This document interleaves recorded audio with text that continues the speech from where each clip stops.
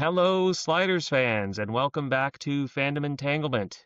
We are doing our 12 Slides of Christmas, and this edition is with the Quantum Leap podcast, The Next Generation. Um, I'm your host, Mike Bloxam, and I am happy to be joined by the two new co-hosts of the Quantum Leap podcast, Peter and Mikey. So, Hey, Mike. welcome, guys. Thanks for having us. Yeah, thank you so much.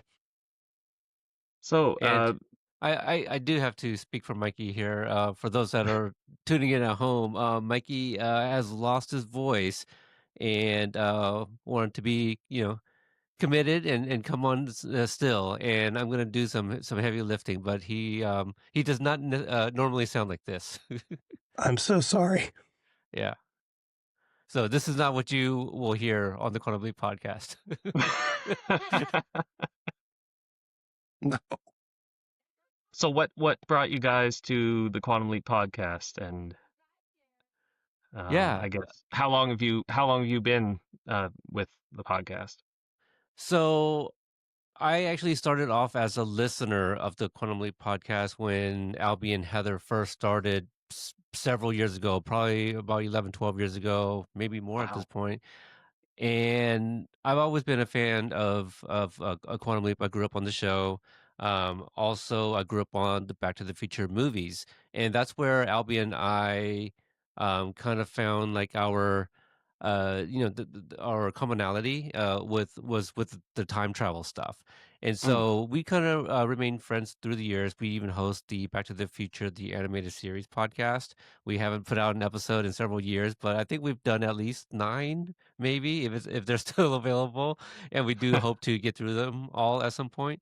But I'm coming from the Cobra Kai fandom where I covered the show in its entirety, and I'm basically, the Albie or the Christopher D. Philippus of Cobra Kai. If your listeners are familiar with those guys, I interviewed just about everybody. Ralph Macchio and William Zabka know me by face and name, and got to visit the set, interviewed all the writers. So I've done kind of my due diligence there, and the show had just ended, and um Christopher and Albie joined me on my movie podcast, Podstalgic, to talk about Back to the Future for its 40th anniversary. Oh, okay. And in that call, we had one guy that had to leave a little bit early. And so Albie's like, how about I send Christopher a link to join us? And I'm like, sure. And so Christopher is like barbecuing in the back of his house. And it's like it's literally the day after 4th of July. So this is July 5th. And he gets on the call, has no idea what we're doing. I'm like, oh, yeah, we're talking about Back to the Future. And then literally minutes, Jeffrey Weissman, George McFly 2.0 pops in. I had sent him a link, and during our recording, I was corresponding with him. He's like, "Oh, you guys must be finishing up now." And I'm like, "No, no, no, no! Like we're still going. Like, if you have time, please jump in." And he was gracious enough to jump in, made Christopher's day. And then Wow. afterwards, we were just talking, and I was asking Albie and Christopher, I was like, "What's going on with the podcast?" And they said they've done everything they could do, with the untimely passing of Matt Dale. Mhm. They decided they've already done the reboot, did the episode several times over. They would welcome a new voice, and I just said I'm happy to take that on, and we can do like a rewatch. And Mikey was a really kind of a good choice to go with because Mikey's providing a brand new perspective. He's never seen the show before. Really? Oh, Yeah, wow. and Mikey and I, we've connected not only through Cobra Kai. Cobra Kai is how we found each other. He reached out to me as a listener, and he was like, "Hey," and Mikey, correct me if I'm wrong. This is the way I remember it.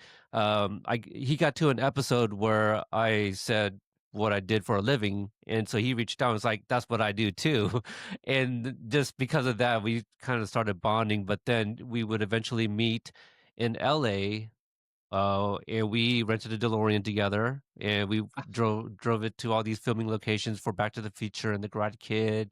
Cobra Kai, and then we linked up again a couple more times actually in Pittsburgh, his hometown, for a big Comic Con there, and then we also met up in New York to go watch the Back to the Future musical. So time Wow. traveling was something that always connected the two of us, and so he was like, yeah, it was a blind spot, and he was willing to check out the show, and so far we've been enjoying it. There's one we feel we might lose some of the some of the legacy listeners, of the Quantum Leap podcast. We were super critical of one of these episodes, and Don't let so the next episode be your first. yeah. How the test was won. I'll drop that little nugget right there. So it's probably out by now, because this is going to be this is Oh, right. recorded in Yeah. advance. Yeah. So Yeah. hopefully that doesn't deter you away, but we might lose some people.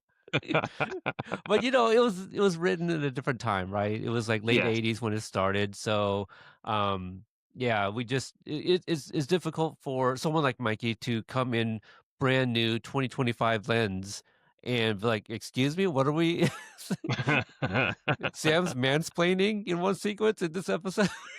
Yeah. So yeah, it's kind of fun rewatching these, and I haven't seen them in well over a decade. Some of these episodes even longer than that, and Mm, so it's been really really nice to rewatch it in that literal sense now, because like when the rewatching podcasting, I feel, is kind of been a newer term. Even though we've been doing things like this, it was just like a fill in the blank podcast. Now like the celebrities themselves are coming back and they're rewatching their old shows and throwing yes. rewatch on it and taking all of our listeners from our hard work. But no, it's kind of been fun, kind of seeing like, yeah, celebrities kind of take on the rewatch thing.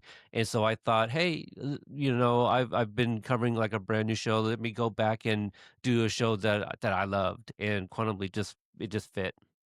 Nice. Well, that's kind of what we're doing here with Sliders. It's a retro rewatch review, I guess, something in that realm.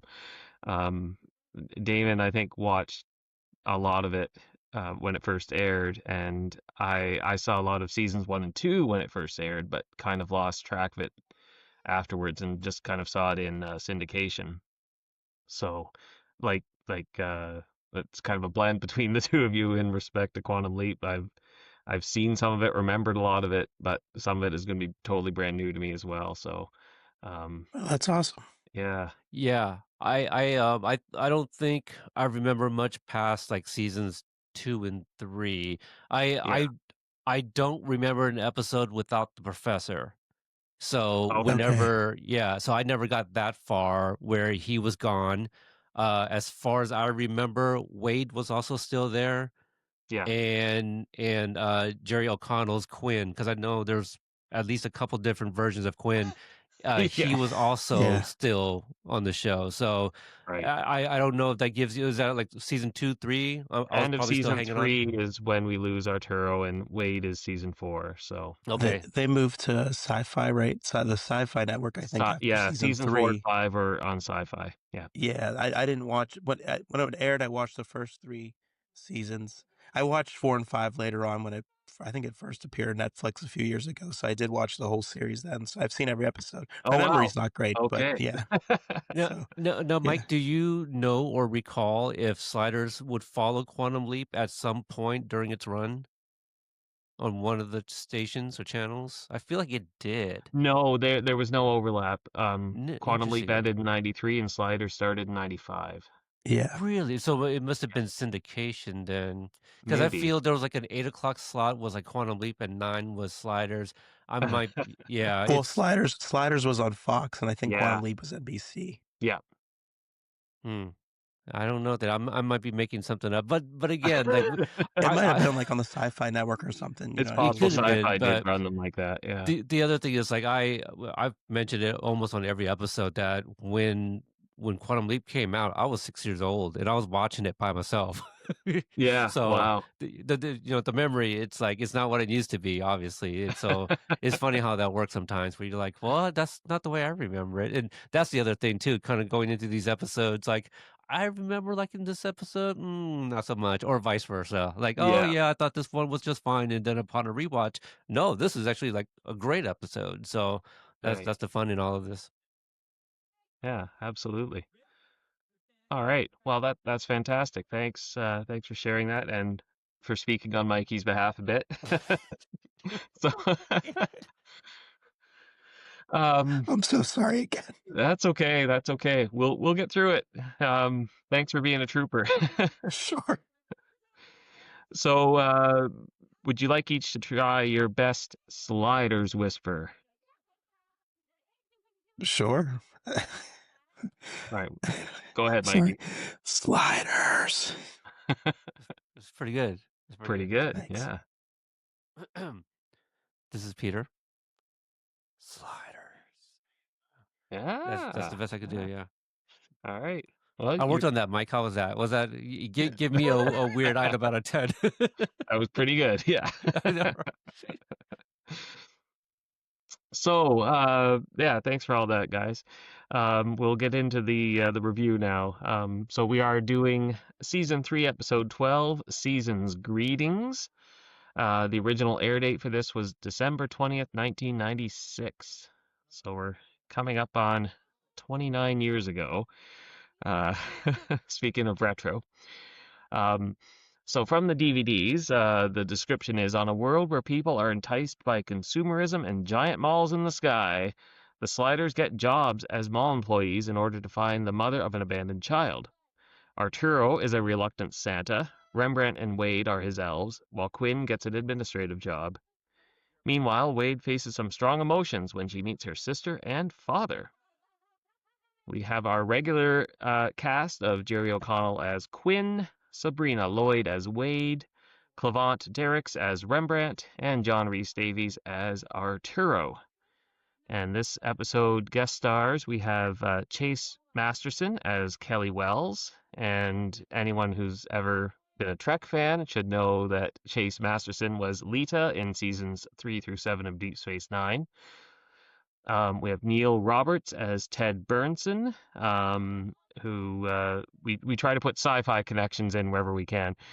He was in the 4th season finale of Babylon 5 as Brother Michael.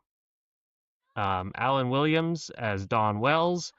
I noted that unfortunately this was his only appearance in Sliders. I thought he did a great job as Wade's father in this episode. Too bad he didn't reprise it. And now we have a Quantum Leap connection. Stuart Fratkin was the instructor. He played, I don't have the character name here, but he was in Quantum Leap Season 2 episode Animal Frat. Okay. So when you get there, watch for him. He was also in Teen Wolf 2, I guess playing a character called Styles. I've not Great. seen the Teen Wolf movie, so I'm not familiar, but Damon Oh was yeah, all it's Oh, Teen Wolf 2 has the greatest 80s song ever, Send Me an Angel by Real Life. That's my number one 80s song. And but also that song was featured in Rad, with Aunt Becky, Lori Laughlin, or is it Laughlin? But Mikey, you never seen that movie, Rad? no, I never heard Okay. of it. It's a BMX movie from 1986, and that song is played while they are doing prom bike tricks in the prom dance sequence. Oh yeah, it's super dramatic, slow-mos. The cringiest move that they are literally like doing all these poses on their BMX bike as like the wheels are spinning, and it's a whole thing. Guys, just go on YouTube. Also features Send Me an Angel. But yeah, Stuart I wonder if Fratkin. there's like this big rad fandom that we just don't know of, and then it's out there. It has a cult following. It's actually Okay. a pretty good movie, pretty good 80s soundtrack as well. But Stuart Fratkin, yeah, he played Styles in Teen Wolf. Styles was like the friend that tried to capitalize on his, friend being a Teen Wolf. He was played by a different character in the first movie that with Michael J. Fox, and yeah, he was the T-shirt guy and all that stuff. So Stuart Fratkin played the Styles 2.0, doing the same thing, capitalizing on his best friend's cousin this time around, turning into a werewolf and trying to sell merch. So that's the guy he Yeah. played. But yeah, it's still pretty much the same here as the instructor in this episode. Right. Okay, and rounding out our guest stars, we've got Jacqueline Obradors as Carol, and our co-stars include Paul Messenger as the priest, Jodie Curtis as Ginny, Sean Flynn Amir as Jason, and his biggest role was in a show called Zoe 101. Hmm. And he's also the grandson of Errol Flynn, famous actor from the 1930s, 40s, and 50s. I kind of see it actually in this headshot of his currently on IMDb. Yeah. He's a Nepo baby. Yeah. Michael, if I can ask you, you mentioned how Alan Williams, no, yes, Alan Williams did not reprise. He passed away, and so if certain characters were to return, they're usually played by the same actors again. Yes, for the most part. There are exceptions. For example, there were two actors who played Quinn's mother. Okay. Oh, Yeah, two different actors. And I don't recall if Wade's father makes another appearance in the show. But Alan Williams does not. So Has her brother, no brother, has her sister and father been mentioned prior to this episode? her parents have been. This is the first time they actually mention her sister by name. Okay. Or it might have been the previous episode. They kind of sprinkled in some a little bit of foreshadowing for the next I episode. see. Okay. But, So we just got the news. Okay, so we kind of dropped in. That's why Quinn knew a little bit, because probably the previous episode. All right. yeah, exactly. Yeah. And our last credit is to Nicholas Keelan as kid number 2. Oh, I was wondering what his name was. Yeah, I'm just guessing. It looks kind of Irish, but That kid that's right my there. I best was guess. wondering what his name was. Yeah, it was kid number 2. Yeah. Yeah, kid number 2. So written by Eleah Horwitz and directed by Richard Compton. And EarthPrime.com designates the worlds visited as Pygmy World. That's the one they came from off camera. And the setting for this episode is Mall World. So, first impressions. I'm not going to give mine again. I've already done it in other videos. So, Peter, Mikey, when do you want to take a stab at that first? Just kind of your first overall thoughts upon seeing the episode. Mikey, you want to start? Go ahead, Peter. Okay. Sorry. Yeah, no worries. Well, it felt at least we have like Christmas things in it for it to be a Christmas episode. You know, I think about conversations with people, your friends, even your friends online, film Twitter. You know, that used to be a thing. But you know, what constitutes like a Christmas movie? You know, the big long debate of Die Hard, is that a Christmas movie? Well, this episode I feel checks a lot of boxes for like a Christmas episode in a TV show. You got your Santa, you got your elves, Christmas carols, but also family. You know, we find more about Wade's family, and we found out from you that they were just recently mentioned. Kind of wild too, being about halfway through season 3. Again, like this is the first episode I've seen since like when I was actually watching Sliders and before I fell off. And just like little sidebar, I don't like recasts and recast, and that's that it's really it's hard for me. I don't know. I think I spend more time thinking of like comparing the two. Like when I'm watching like the 2.0 version playing that same role, I find myself often comparing, taking myself out of the scene. And so you know, one of the ones that bothered me as a kid was Jennifer Parker from Back to the Future, you know, played by Claudia Wells in the first movie, and then Elizabeth Shue for 2 and 3. And with Sliders, I mean, come on. You mentioned like the two moms. I don't know the backstory behind that. If that was like universe related, why they needed two actors, or it was because the first one wasn't available. But once you start getting rid of your main core, despite whatever the situation is, I start to kind of lose a little bit of interest because as a kid, I'm going in there for like these people that I started the show with, and like Power Rangers. Even when they started changing Power Rangers again, Mm. I was 6 years old watching Quantum Leap. 95. I'm 12 years old watching Sliders. It was just a difficult thing for me to swallow at that time. Just like, well, this isn't the show that I started watching. What's with all these new faces? And imagine the shock, the look of pure shock on my face when I'm like just jumping around channel surfing. Back in the days, kids, channel surfing is when you take the remote and just push up or down on the channel button and you just start watching. And seeing Charlie O'Connell, right? Or Yeah. is okay, yeah. So the brother popping in there one day, I'm just thinking like, what is going on with this show? Like now they got like Jerry O'Connell's real life brother in here playing his TV show brother. I don't know. It sounded Nepo like it got baby. it sounded like it got yeah, it just got a little too overwhelming for me, I think. Um, my first impressions of the episode was overall I liked it. I thought it, I liked what it said about consumerism and spending in America overall. At least I think that's what it was trying to say. Mhm. And yeah, I might have had a couple nitpicks with the writing, but that probably just the way that it goes for a show at the time. Oh yeah, I forgot about the '90s acting too. How different it was. Yeah. Yeah, for sure. Okay, great. Thanks for sharing that with us.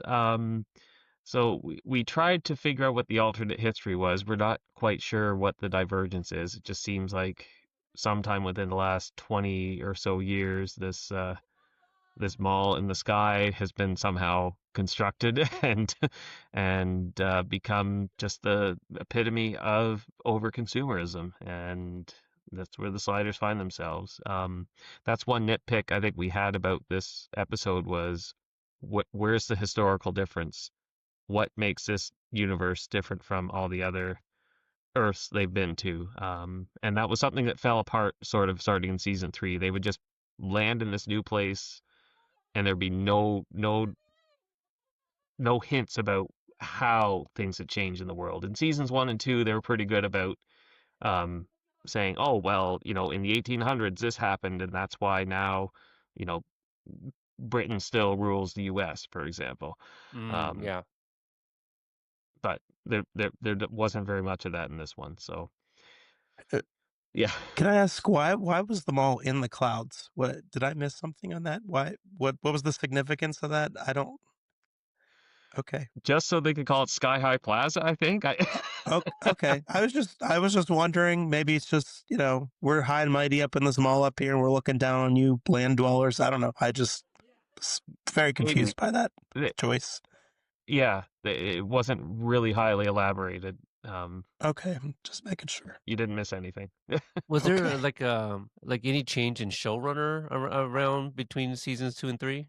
Yes. So the Wow. big thing at the end of season 2, Fox moved production from Vancouver to Los Angeles, and they brought in a new executive producer to be alongside Tracy Torme, who was the creator of the show. And I think this is about the time, maybe not this particular episode, but around mid-season 3 is when Tracy stepped back and said, "This isn't the show I created. This isn't what I wanted." Also, his father was ill, and so he stepped away from the show eventually. But um, yeah, Fox wanted more control over production, and that's why everything got moved away from Vancouver. They wanted Wow. more.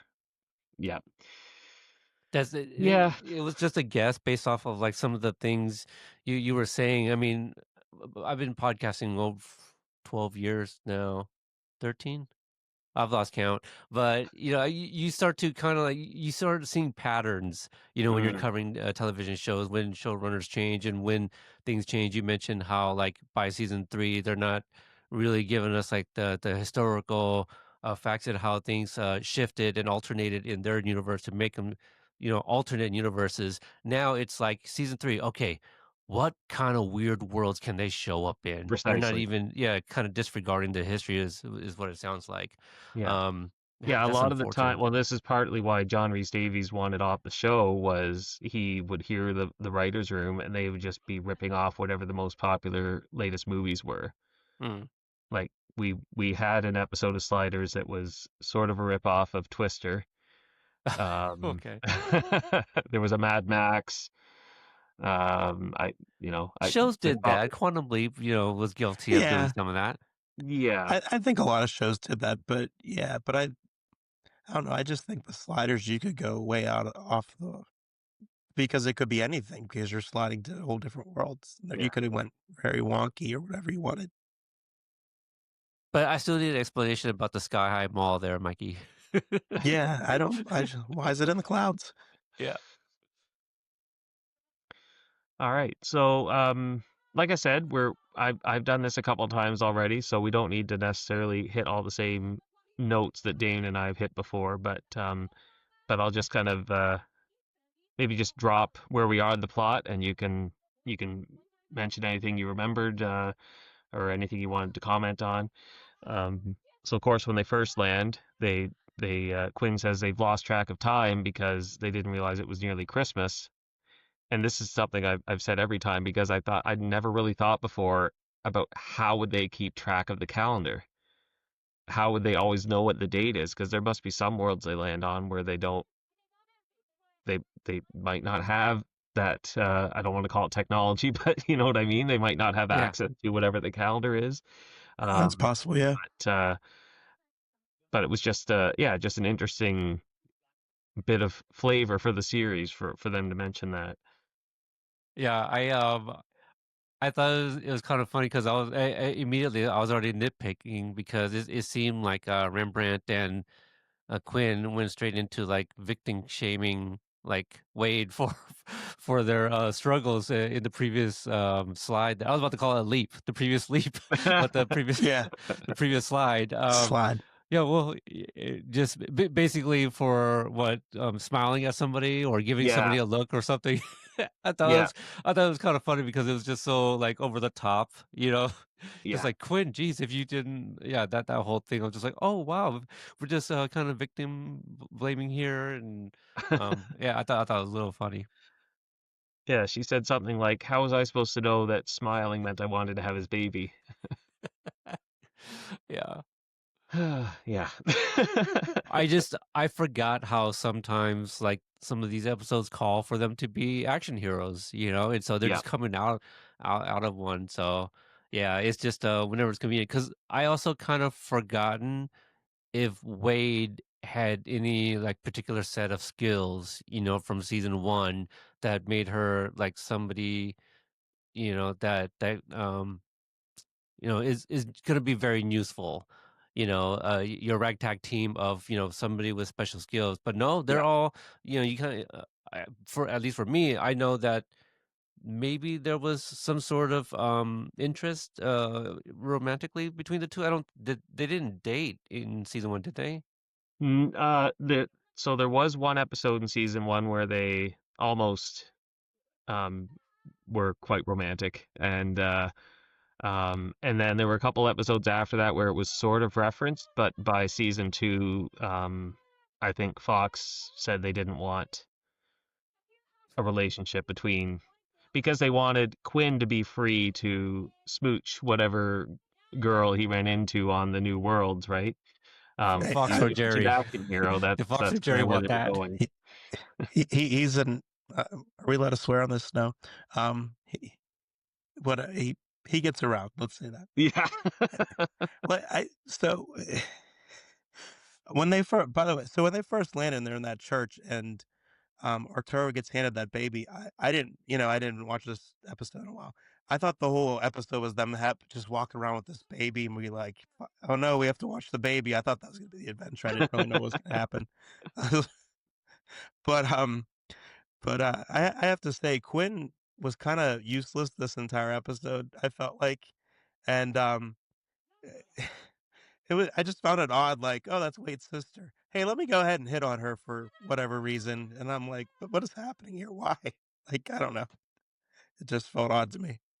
Yeah, I kind of I was obviously picking up on their vibes there, but it because it made me think. I was like, wait a minute, didn't wasn't Wade and Quinn like an item, and then for him to hit Right. on her sister, and like not just her sister, but this is they're almost there's almost something like cruel about this too, because it's like the sister that doesn't know that she existed in her own world, so you know what I mean? So it's almost like a backward, like not a good look for Quinn, you know. No. Yeah. Because he's Sorry. not I was saying just it. gonna. No, yeah, he's not saying it, and it's not an issue, but one could look at him like, oh, well, he's probably just hitting on her because like, well, Quinn doesn't, or Wade does not exist in that current universe, so what's the big deal? But Quinn. I mean, mixing up all these names here is a guys. Sorry for those that are listening at home. It's just again, this is the first episode and so long, so I'm trying to keep everybody's name straight. But yeah, I feel like Wade should be feeling some type of way about that, but just to be in the presence of her dad and sister again, and also knowing that they don't know of her existence, that's gotta that's gotta be overwhelming in itself. But that's the story that I found the most interesting in this entire thing. The whole thing with the baby kind of like frustrated me. Um, just like the setup of like her disappearing and then the professor knocking on like 30 doors to find her. I thought that was funny. He was like, "Oh, this isn't it. Let me try the next one." you know. And then their kiss at the end too. I'm like, "Wait, what's Oh my going on yes, here?" the kiss. Oh, Yeah. thank you. I was like, "What are we I'm doing like, here? what? They Is she kissed on going the with lips. you? Is this like is this Clara and Doc? Like is he gonna bring her with with them on the slide? Like why are we kissing?" So like I thought it was funny when they first meet Wade's sister, like she just is automatically like, oh, she doesn't recognize me. I'm like, well, she didn't really even say anything to you yet. Like, Right. she didn't say, hey, who are you? She just, I don't know. Like I thought it was a little soon. Um I like the mall. You could see in the background that they were filming it was closed because like the gates were down on Learners, and they were always in front of Victoria's Secret and Learners. And there was a scene where it was open, but it looked like they filmed a lot of it when the mall was closed because the gates were down in the background. I thought that was you know And interesting to see. some of the exterior shots with like the long elevators and stuff, that was actually at Universal Studios. I was Yes. watching it and I was like, "Oh, that looks very familiar." I Oh was like, I bet that's Universal Studios because that's my Disneyland, right? And then like after I watched the episode, I went straight to IMDb to look it up, and sure enough, yeah, it was parts of it were filmed at Universal.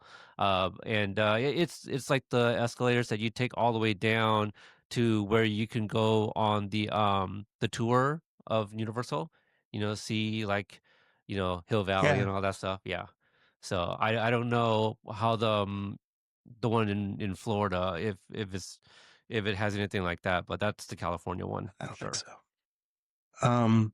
Can, can I talk about the commercials? Like Yeah. they said they were subliminal, but you can clearly see like in the I in the beginning there's like toys equal love or whatever it says, or I Yeah. don't even remember, but it was quite funny. I don't.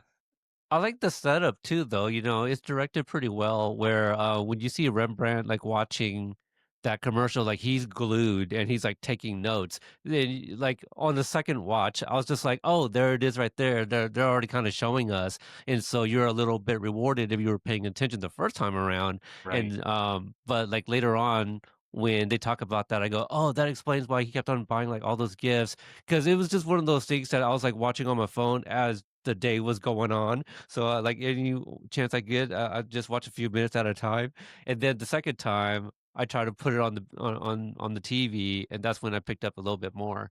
Um, But yeah, I thought it was like filmed well, like Mikey, like what you said. The writing, there's parts of it where I'm like, "Phew, I don't know." Like I loved the reveal of Wade finding out that she doesn't exist there. I just Yeah. wish that it was written a little bit better, or maybe placed somewhere a little bit differently to get a more of a dramatic reaction. Because I was just kind of like, "Ooh, wow!" But then, like the way she had to explain it, I was like, "I don't need that though. I don't need you to explain it. Like I would like for it to be written a little bit better so we can get it on our own." I really wanted to try the dad's Texas chili, if I'm being honest. It sounded really good. I like the dad, Um, but so some of those parts, like I understand the sentiment, and it's like, oh well, she looks like his late wife and stuff like that. But some of those parts came off just a little bit creepy, but that just might have been the writing for me. a little bit. I liked when Rembrandt bought all those gifts, but I just kept thinking, like, you guys are like, you have like minimal space to take anything. You don't even carry backpacks. What are they going to do with all these gifts? You're not taking them with you. Like, there's nowhere to put them. So, Mikey, I have never thought about that. They don't carry a fanny pack or a backpack, nothing. nothing. That's it. No, Yeah, just I And don't this think show, like, Rembrandt was I'm not thinking. making fun of the show if you're a fan of this, but it's just it's funny to me because like they have 2 days and they're like, oh, we got to get all this accomplished. They don't have to accomplish anything. They could just go and say, screw this. We'll just sit around for 2 days and do nothing if they really wanted to. But it was just funny. Um, uh, like they're doing all this stuff and then they're gonna get into jail. And I mean that's part of the thing of the show. I know there like be parts where they would get separated and they need to get together before the next slide. But I was wondering if you know because I think Arturo and Rembrandt were about to get locked up for Mm. when Arturo was the Santa and was teaching kids to be not to buy things and just be thankful. Um, and I guess I never really thought what the 12 Days of Christmas song was really about, but that was kind of funny too. I like that scene with the kids. it made me think about the two turtle doves from Home Alone 2, and the idea behind that kind of, and so I think this episode kind of opened up my eyes a little bit, like, oh, okay, yeah, it's beyond like the monetary things. It's like, you can give, um, like it doesn't have to be an actual gift that costs money. Mm. It could be something that is symbolic, something like that. Yeah, for sure. I hope that But didn't come off as I just realized that I didn't have to pay for Christmas gifts. But no, it's just I just don't think there's enough episodes out there that like I think the trope and the cliche is, oh, Christmas cheer, and as long as you're with your loved ones. But I think this one right here, I think they try to really educate people, like how Mikey kind of opened up, like, oh, there's a focus on consumerism here, and so like Arturo was doing by telling the stories to those kids, it's also kind of a friendly reminder, like, hey, you guys, like the seasons are tough for everybody, and you don't have to. It's okay if you can't like buy a gift for somebody. yeah. And I think that's something Sliders was really good at, was social commentary in a sci-fi setting. And that's, we were talking earlier about the episodes that weren't so good. Those are the ones that have zero social commentary and just rip off the movies of the day. But yeah, that's why I like this episode so much, because there is a message. There is well, there's kind of two messages from this one. Is like Arturo saying, um, just be happy with what you have, for one, to these kids. And then the other message of the family, like the Wade discovering her family, even though she's not their Wade and they're not her real family, but they still somehow made it. Um, they still made it a family affair in the end. Yeah, the whole scene with Wade and her father was very much like Marty and the Banes for me, like, oh, you look very familiar. Like, oh, you're like, yeah, I can see the resemblance based on the picture. Like that whole thing, just kind of reminded me of Back to the Future a little bit. But Mm, mm. now, is this also kind of, I thought this was a really good Arturo episode because of the story about his father, and just kind of hearing it throughout the episode. Is this one of the first times we got this much stuff, backstory on him too? Absolutely. Interesting. There was an earlier episode where we learned about he lost his wife at a young age, but Mm, that was kind of it. No mention of his mm, childhood until this episode, and I mentioned it before. I thought that was a really powerful bit of backstory that he revealed to this complete stranger, but trying to get her to realize abandoning your child will not give him a good life, and it will not give you a good life. So I know he used his own personal history to encourage her to go back and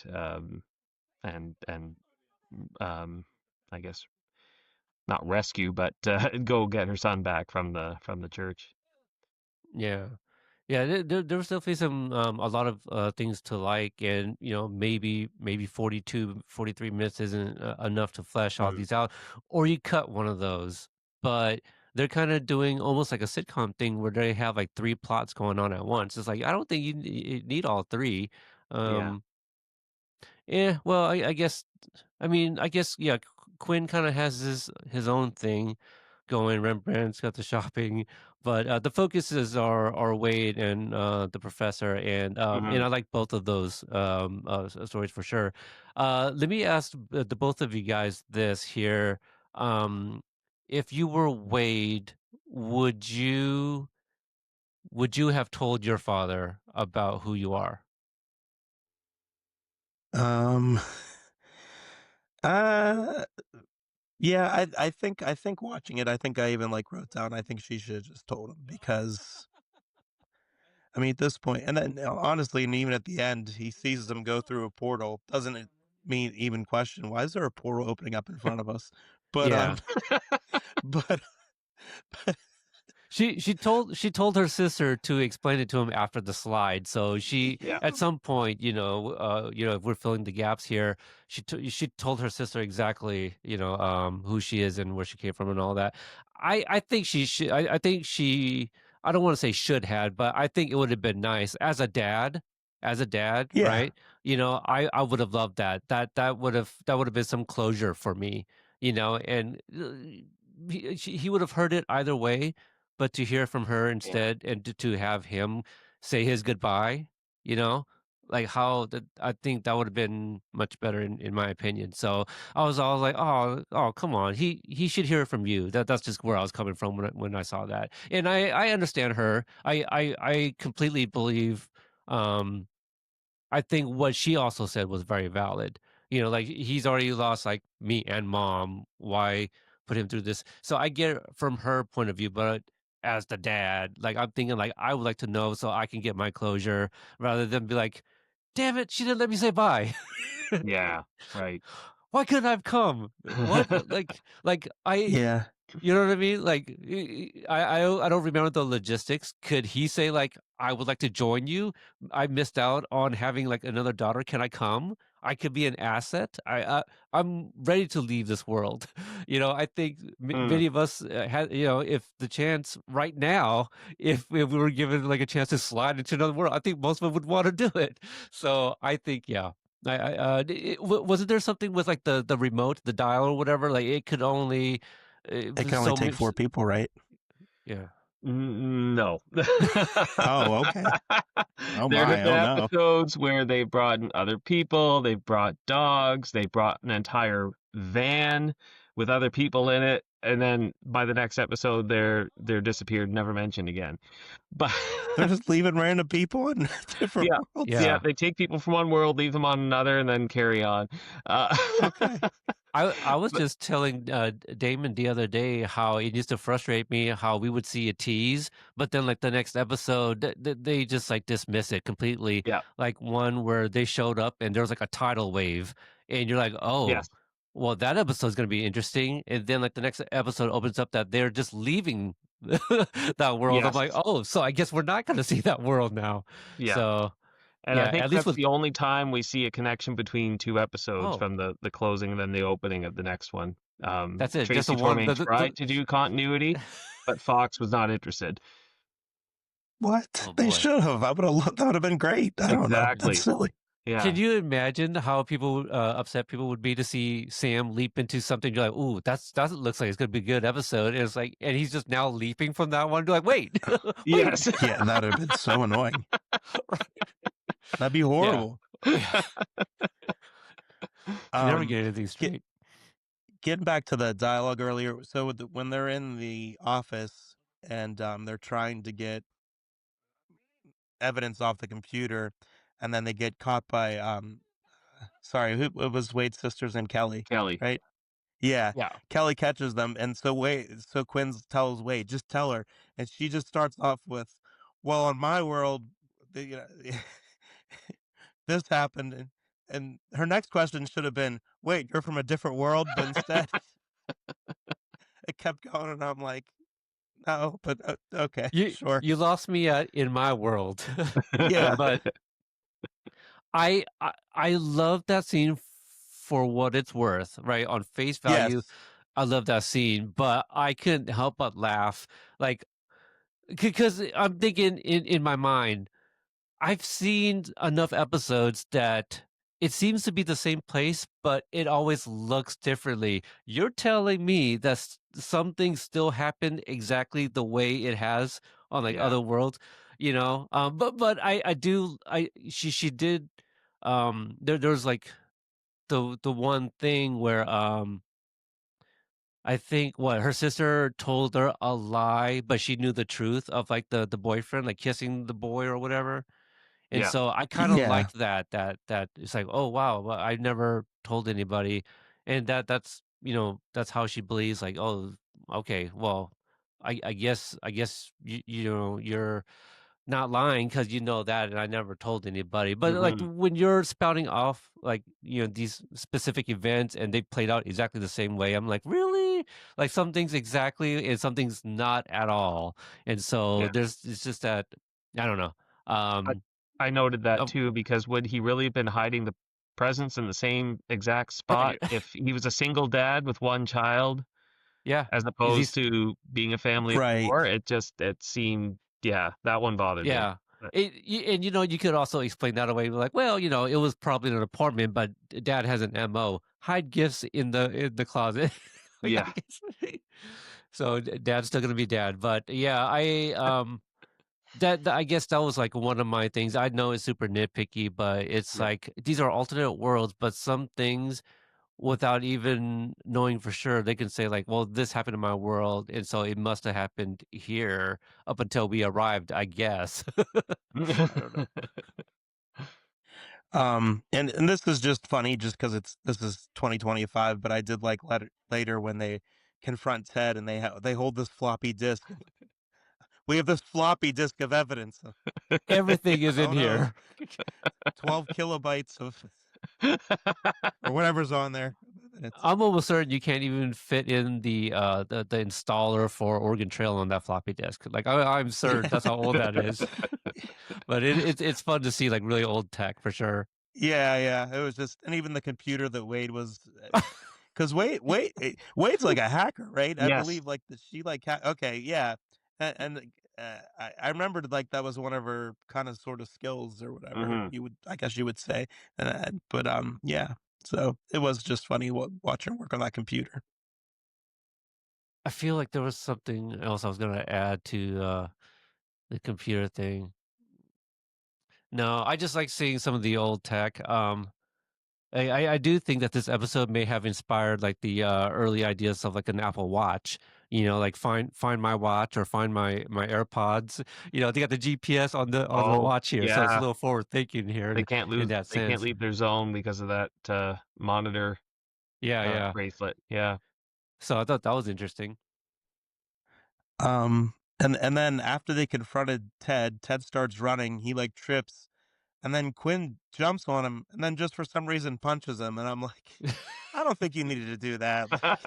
Yeah, I did. If I took notes, I took a mental note. I was just thinking, how did it like escalate to like Quinn punching the guy in the face? Like there was no animosity or like any tension earlier between the two. I mean, tension light, but I'm just like, it's almost as if what's his name? Burnson? Yeah. Ted Burnson, yeah. It's almost as if like he had been hitting on Wade the entire episode or something, and got under like Quinn's skin. Then I could see that. But no, it was after. Yeah. Maybe that's what it is. Maybe he really liked Kelly, and Ted wanted to take Kelly. I don't Well, know. the good news is he doesn't have to worry about going to court for assault or anything. He's sliding that night, so there's no, no Yeah. worries. Now Rembrandt's afraid of his debt, and which I found funny because I was like, "You're gonna slide anyways. Yeah. Just charge up all you want. Who cares?" Yeah, But exactly. but Quinn's not worried about the assault charge, so we're okay. Hey, Mike, is there any like in-world like answer for why they don't bump into their other selves as much? I don't know what season, but I remember an episode where they landed where Rembrandt was like Elvis Yes. and he was still like in hiding, played by Clavant's like a Clavant. twin Yeah. brother, right? Yep. Yep. Yeah. So right, isn't it weird how I remember for some real weird reason? Well, you're talking That about The I King is probably Back, which is a fantastic episode. Yeah. I'll go back and rewatch it. But that's one that stuck with me because like I'm a big fan of Elvis. I credit Quantum Leap for that, and Full House. But is there a reason that they don't bump into? I mean, other than like Fox saying like we don't want to pay you guys the money to for that special effect. But why don't they see themselves as much? Yeah, I don't know the backstory on that. There'd be no in-universe for sure. There are certainly episodes where they meet alternative Quinn. I think Quinn is probably the most. Mm. But we've definitely seen Arturo as he was the sheriff of um, Los Angeles or whatever, in the British states of America. Mm. Um, and he was also um, just himself in another episode. Like there were two Arturos in post-traumatic slide syndrome, which is probably the best episode of Sliders. Oh, But okay. Okay. watch that one again, and I won't spoil it so called for you. I know you've seen it before, but it's probably been a I'll while. watch those two episodes Um, maybe tonight if I have time. there was an episode where there was an alternate Wade who turned out to be kind of bad, you know, Hmm. the bad guy in the episode, and yeah, we didn't see as many duplicates of Wade. It was mostly Quinn and actually Rembrandt's brother, not Rembrandt's brother, Clavant's brother, Clinton was in 3 episodes playing the that world's version Right. Okay. of Rembrandt. So Yeah, see, um, so they did it. And yeah, maybe I bet you it came down to like special effects because that maybe, just sounds like a fun thing to do for a show like yeah, this. Like, okay, hey, next week, we'll write, two Wades, yeah, and then Sabrina gets to play two characters. Like, I feel that would be fun for the actors to do. So I just absolutely, wonder why they didn't do that as much. Maybe, yeah, hopefully in a reboot series. maybe, yeah. I know there's talk of Sliders that. reboot. Yeah, Yeah, they why not? yeah, John, Jerry, and Clavant were at a con earlier this year, and they did a panel. I think it was in Salt Lake City, and there's a great video of it online where they talk about how they were really there to try to get a reboot going. Nice. Oh, And yeah, so they're working on it. Um, unfortunately, Sabrina Lloyd has stopped acting. And yeah, I thought so. yeah, she lives in Europe with her family, and I don't think she has an interest in returning, but they could do something with the 3 guys, and who knows, maybe one of the other replacement cast who came along later. But yeah, we might see some sliders in the future.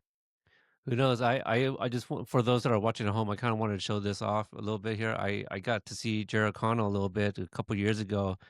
He was here in Portland.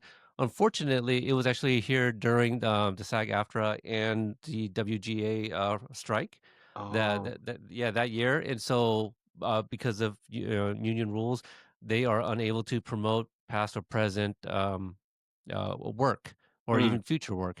And so he was not scheduled to be a celebrity there. It was actually his wife, Rebecca Romaine, Yeah. who was there. And I don't what is he on The View, or what is Jerry doing right now? Isn't he on the show? But Well, he was um doing the voice of Ransom on Lower Decks. uh, I know Um, he was okay. Well, I don't know what he's s- doing live acting. yeah, okay. So he was in town because of the strike. So like he wasn't able to do what he was actually doing. So he was Mhm. here to support her.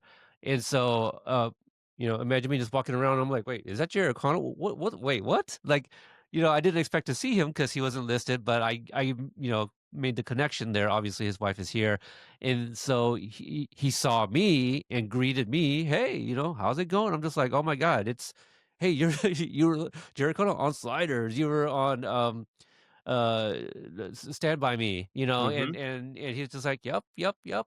And it didn't occur to me. I'm like, I am trying to talk to him about his past work, and he can't. And so like I just keep spouting off like, oh, you were in this and you were in this, and he's like, mm-hmm, mm-hmm, and then kept on walking. Like after we got our picture, that was it. He's- and I'm just like, oh, that's right. He can't talk about any of this stuff, but like, maybe just a little reminder. Then I could have stopped. I was just kind of fanboying, and yeah, made it a little bit awkward. I was just like, oh man, I think I scared him away. But other than that, super nice. Yeah. He's the one who said, "Hey, let's take a picture." I'm like, "All right."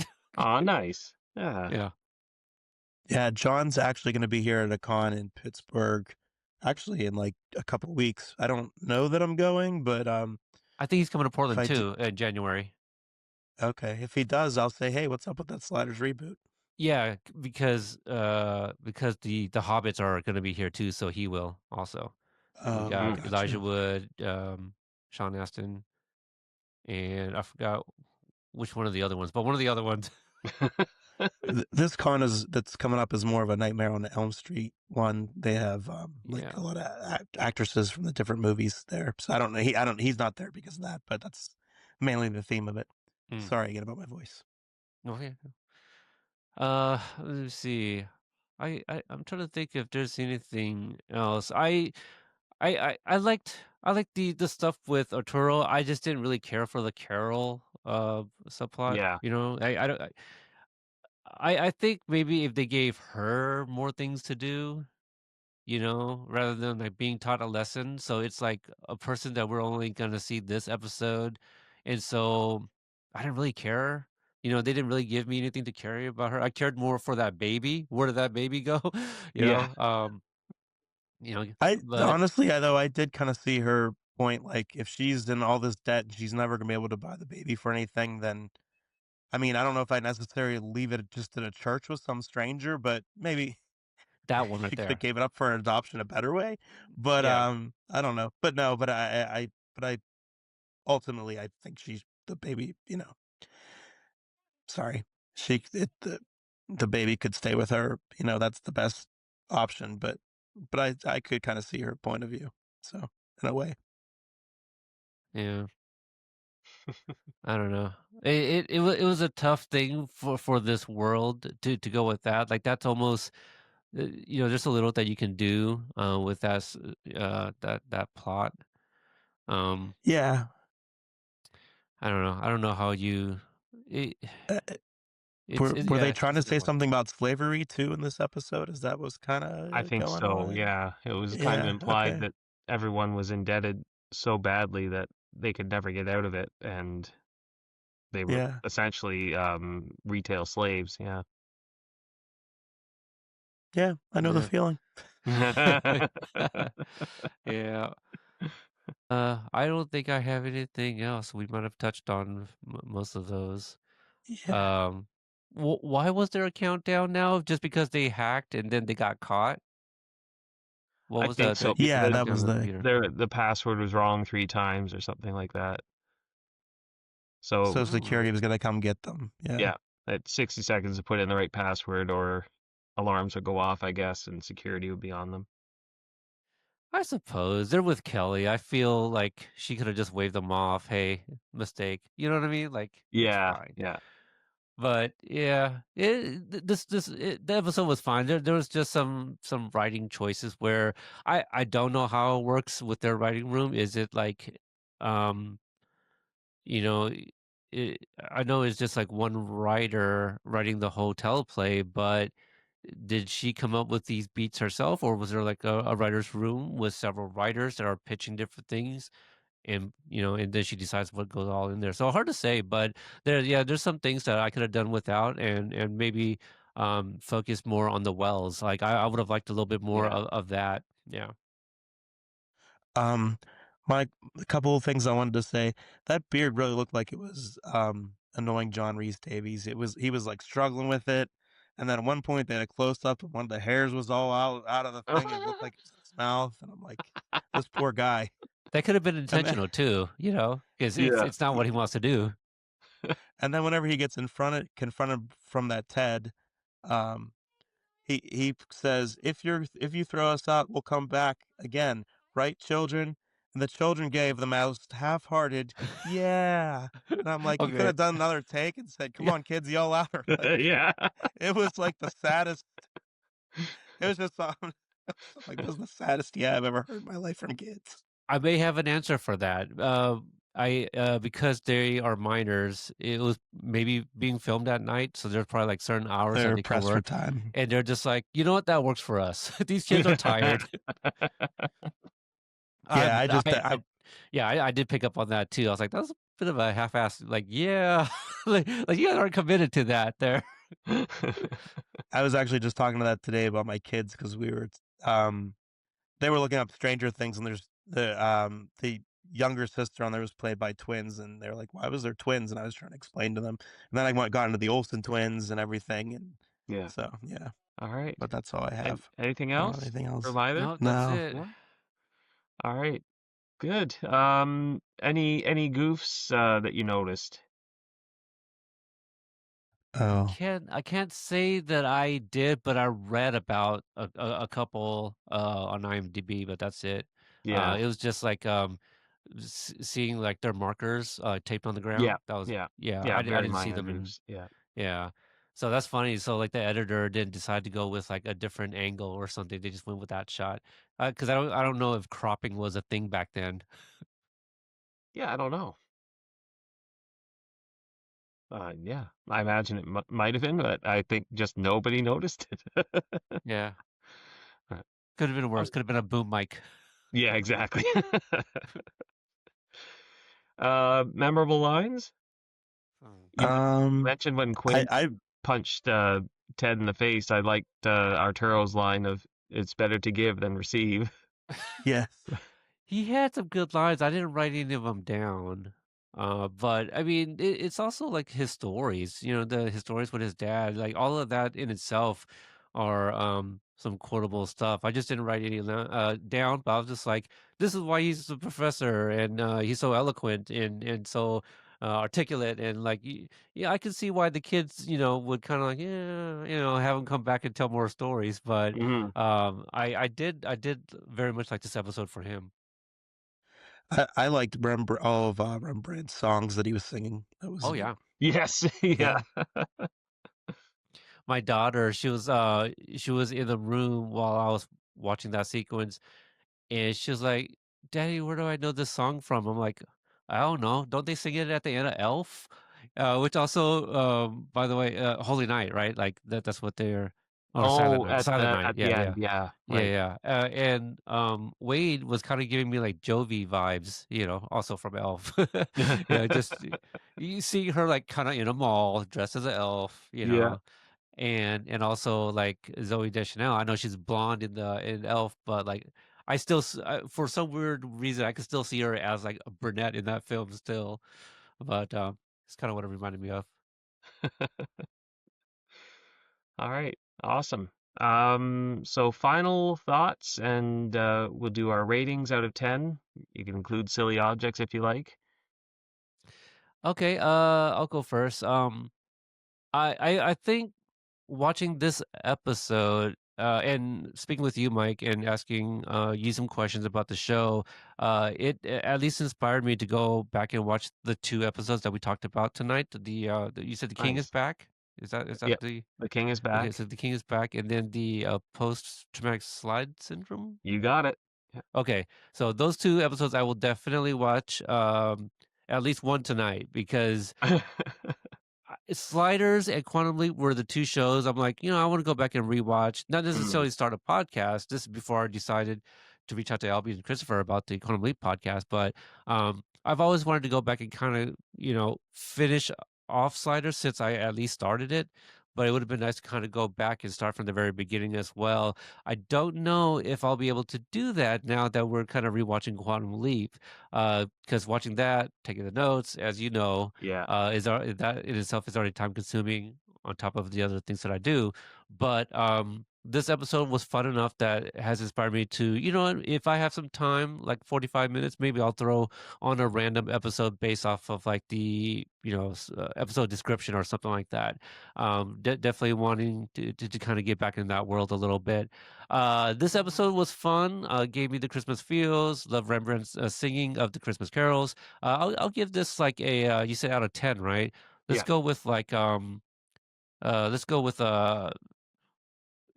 I'll be generous because it's the holidays.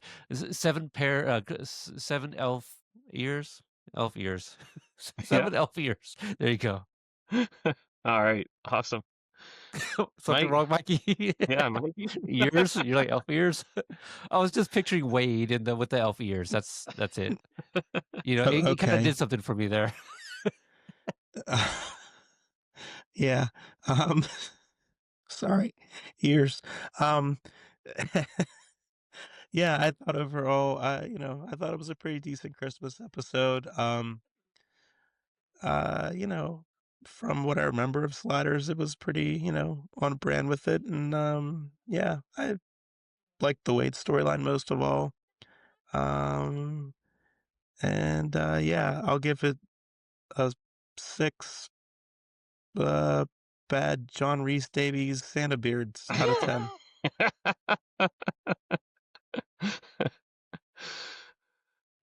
All right. Yeah, I really enjoyed this episode. It's one of the better TV Christmas episodes out there, I think. You don't even have to have watched Sliders before, I think, to really enjoy it. So, I gave this rating last time. I said 35.7 carols out of 42, which is equivalent to 8.5 out of 10. Yeah, okay. And, My very tell me, how does that compute? Just because it's going over my head a little. so It's just a fraction. so there were 42 carols on the list, Okay, right? When Arturo was looking for the right carol. got it. So instead of 8.5 out of 10, I turned it into 35.7 out of 42. Okay. I missed the equation at the beginning there. I just heard the number. I'm like, wait a minute. I'm worried about that 0.7 carol with where'd she come from? Don't check going that on there? 31st door there. Yeah. Yeah, it didn't work out to an even 38 out of 42, unfortunately. Maybe that's where I got the 1 year from. It was just 7 years. 7 Yeah. elf years. All right, guys. Well, this has been fun. It was so nice meeting you both. And Yeah, same. congrats on picking up the mantle on the Quantum Leap podcast. Why don't you let our folks listening know where they can find you? Yeah, well, thank you, Mike, for hosting, but also shout outs to Damon, who reached out to ask us if we would join in on the 12 slides of Christmas. The 12, 12 12 Slides of slides. Christmas. Yeah. Okay, all right. I don't want to get that wrong there. But also, ever since we announced that we would be kind of providing new voices to the Quantum Leap podcast, he's been nothing but supportive, and he's been sharing like every single episode of ours, tagging us, and that is just he doesn't even have to do that. So we appreciate you guys for having us on, but to also him for helping promote the new voices. And so that's been very welcoming, to have these people who are so used to your Albies and your Christophers to welcome like brand new guys. Not even, nobody knew who we were. And I'm sure some people are just kind of like, wait, who are these guys that Albie just gave the podcast to? And so, there is a backstory, there is a history there that people aren't privy to. So I know it must have been a really weird kind of transition for people to like, well, we haven't even heard these guys before. And so at least before, like you've heard familiar voices before, like, them kind of taking over. But yeah, I do have access to the socials, but it could be either me, Christopher, or Albie responding or posting. I do feel that is probably 7 times out of 10 probably going to be me that you're interacting with. But you can find us on, I think it's QLP podcast. I should know this. I I usually know the ones that I set up, not the ones I just like given the logins to. But if you guys just search the Quantum Leap podcast, we're gonna come up. Chances are, if you know Albie and Christopher, you are probably already following their previous work, and we just we're like the new names and faces behind it. Yeah, you can follow me at Mikey_graph on Twitter/X and Instagram if you like. And yeah, thank you for having us, Mike. And thanks, Damon. And thank you guys for sharing our show. Sorry. Yeah. And thanks for putting up with my very horrible voice. Hey, it got better throughout the episode, I'll be It honest. did. Yeah. It must be the Maybe that's all Christmas you needed. spirit. Yeah. Could be. All right. Well, thanks, guys. Hopefully we can do a collaboration like this again. And yeah, it'd be great to hang out with you again. I would love it. Um, Absolutely. So our second half of season 3 is coming soon. Next episode being Murder Most Foul. Please be sure to like this video and subscribe to the channel. If you enjoyed our review, share the link with other Sliders fans in your life. Make sure to share your opinions on the episode in the comments or on any of our social channels. We do a roundup in future videos of your comments. In the meantime, you can also visit our website at fandomentanglement.com, where you can find all of our past videos and links to our social media channels, including YouTube, Facebook, Blue Sky, and Mastodon. So until next time, I'm Mike, and you guys I'm Peter. And I'm Mikey. And we'll see you in the new year. Happy holidays. Sliders.